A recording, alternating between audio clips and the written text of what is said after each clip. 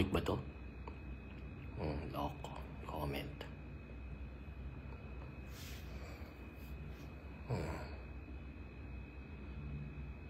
Uy, no, I don't want that. Loko. Pin comment.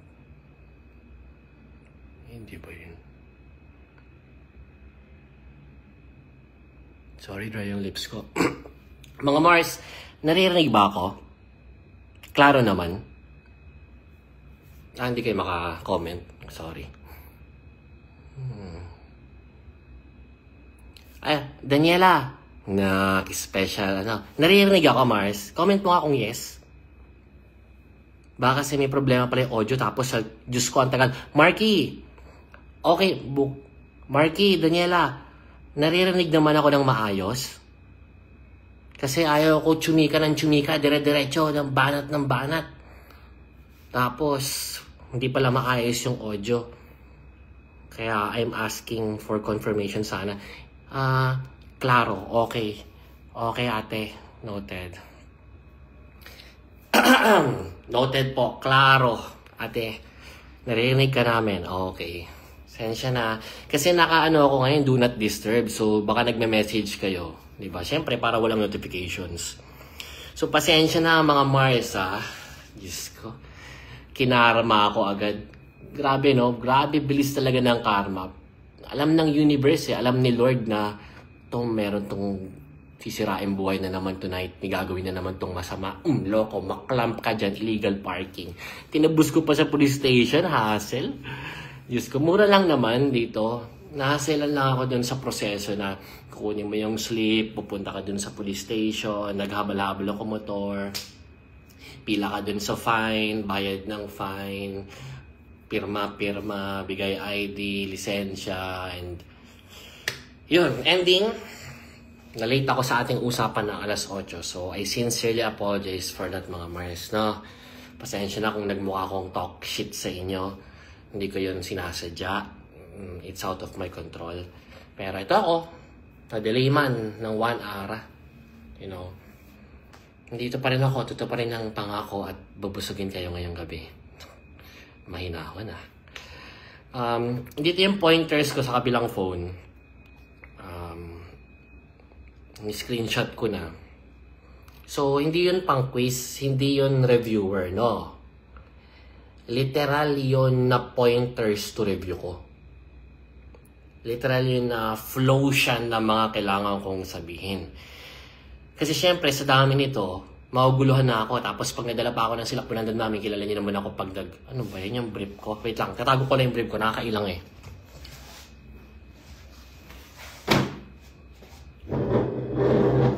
Sexy ka, no? Panis. Wait lang.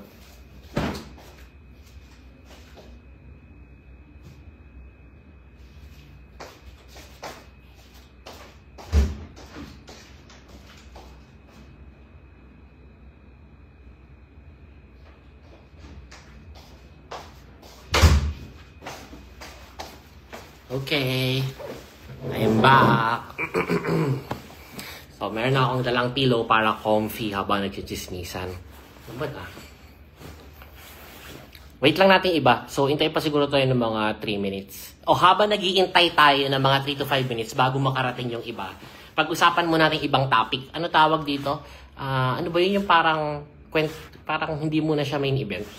Parang adlib muna, adlib. Ito pala ang chismis dyan, ang chika kay Mary, wag na lang sana makalabas, atin-atin na lang. Ayoko nung, syempre, baka sabihin nila chismoso ako, di ba? Nakakahiya naman. Hindi pala alam ni Chito. Ang nangyari pala dyan, alam niyo yung sekretuhan between husband and wife. Not about Not about may kabit or merong third party, sikreto na babae, sikreto na lalaki. No, not about that. Alam niyo yung thing na kailangan mong ilihim sa asawa mo yung isang bagay kasi magagalit siya eh. Alam niyo yung ganung thing, yung tinatago mo sa asawa mo not because gusto mo siyang paglihiman, ayaw mo lang na magalit siya. So parang ang dating kay Neri, parang gusto niya yatang i-surprise si Chito na, eto na, malaki na yung kita natin, mayaman na tayo agad, something like that. Eh yun, nagkabuliliusuhan. So, ang chika pala dyan, base sa someone close to them. Hindi pala alam ni Chito. Ayan. Anyway, yun yung isa nating adlib habang iniintay yung iba. Meron pa tayong mga 5 minutes siguro. Iba pang adlib. Pa ba? Unahin ko na ba yung kay Christine? Bawal pala ako magbanggit ng pangalan dito para maiwas sa kaso. Diba? Eto. O sige. Ano na? Okay, pwede na to. 126, hindi na masama. Paki-screenshot nga. Mga close friends ko dyan.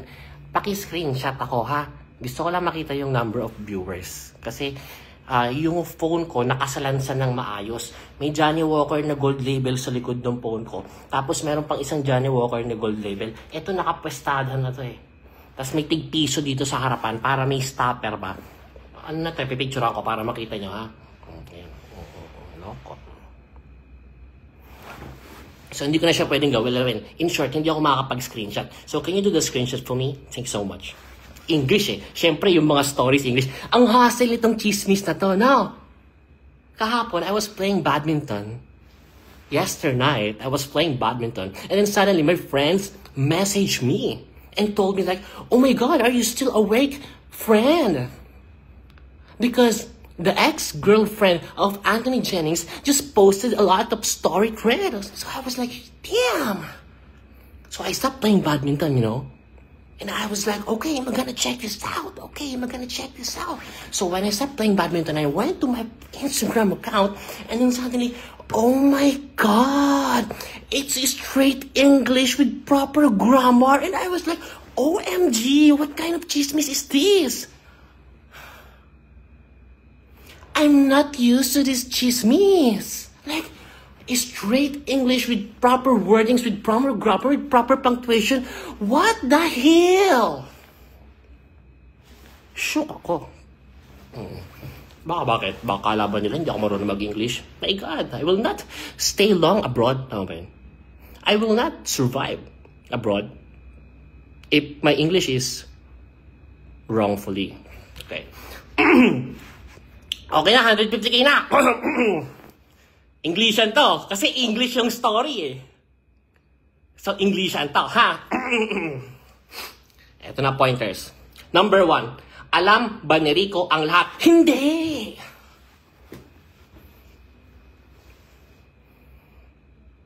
Alam mo, tawang-tawa ako dun sa mga nagpo-post.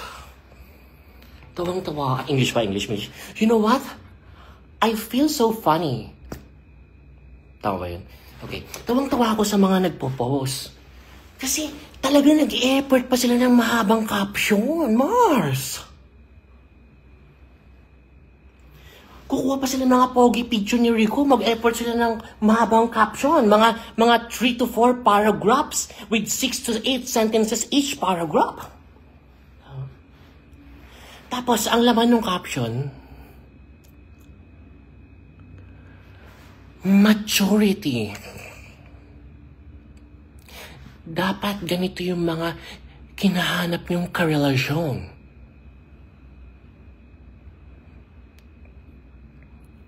Yung matured na lalaki. I was like, you know, pagkabasa ko ng title, I was like, maturity? Ano nga asahan mo? 53 years old na yun. Lolo na yun eh.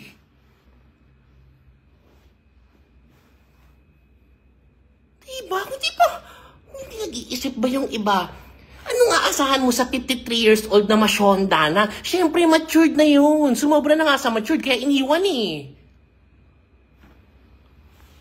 Diba, hindi maarot ng aking isipan ang mga taong gumagawa ng mahabang caption na madamdaming tungkol kay Rico Blanco about maturity. Matanda na yun. Siyempre, matured na yun. Ano ba yun? Parang kagaya natin na 31 years old, 25, 22, 18, na bigla magraran sa Facebook, mag-aaway-aaway kapag nag-break. Siyempre, hindi. Tanda rin, matured na eh. Kami nagsasabi nyo. Labo nyo. Teka. Sorry, nadala ako. Wala pala yun sa topic. Alam ba ni Rico ang lahat? No. Kung paano minamanipulate ni Boy Cheater ang kanyang ex-girlfriend, kung paano ginagaslight at pinapaikot-ikot, mas malala ang ginawa ni Girl Cheater kay Rico J. Puno. I mean, Rico Blanco. Hindi niya alam. Nag-break sila sa kadahilan ng gusto na mag-settle daw ng matanda eh.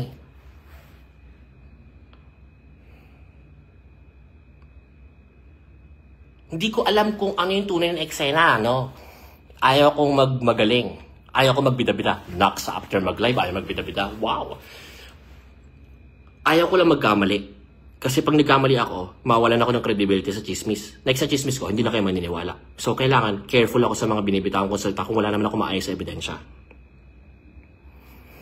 Going back.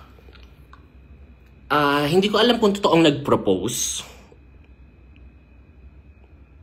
Tapos, na-reject. Hindi ko alam kung lumuhod. Hindi ko alam kung nagbigay ng singsing. Hindi ko alam tas sinabihan ng no. Hindi ko alam kung pinag-usapan lang yung kasal. Hindi ko alam kung pinag-usapan lang yung settle down at lagay na sa tahimik. I don't know everything about this thing. Basta bottom line, about ito sa pag-settle down kasi nga matanda na. Tapos, ending, umatras si Girl lalo. Pag-atras.